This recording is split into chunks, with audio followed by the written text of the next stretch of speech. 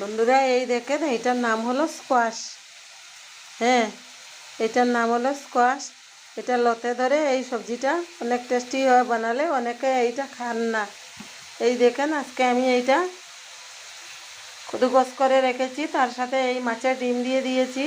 এইটা ফ্রাই করব, আপনাদের দেখাবো, তাইলে আপনারা বুঝতে পারবেন এইটা ফ্রাই করলে কত টেস্টি হয় মাছের ডিম দিয়ে।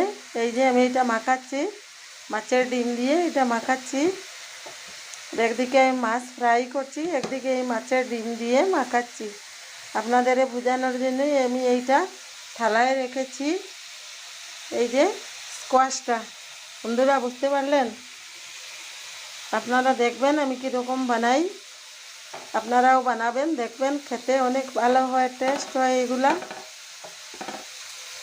গরম ভাত, রুটি, পরোটা সবের সাথে খেতে খুব ভালো হয়। অনেকে এগুলা খান না, কারণ কি এগুলা বানানো জানেন না অনেকেরা। তাই আমি মাছের ডিম দিয়ে বানাচ্ছি, আপনাদের দেখাবো। আপনারা দেখতে থাকেন, আমি বানাতে থাকি। ঠিক আছে বন্ধু, বানালে দেখাবো আপনাদের।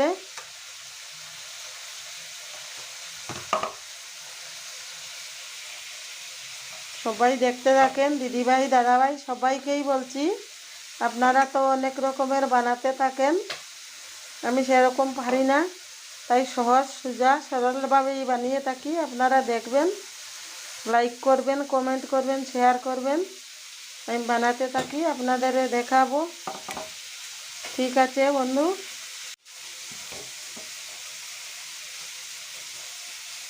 আপনাদের দেখলে ভালো লাগবে। এইটা স্কোয়াশ আর মাছের ডিমের সাথে ফ্রাই বানাচ্ছি। স্কোয়াশ তো আমি আগে দেখিয়ে দিয়েছি আপনাদের। এই দেখেন এইরকম বানাবেন, অনেক টেস্টি মজাদার হয় খেতে। জল শুকালেই নামিয়ে দিব বন্ধুরা। এই দেখেন ডিমের রেসিপিটা, আপনারা এরকম বানাতে থাকবেন দিদিভাইরা,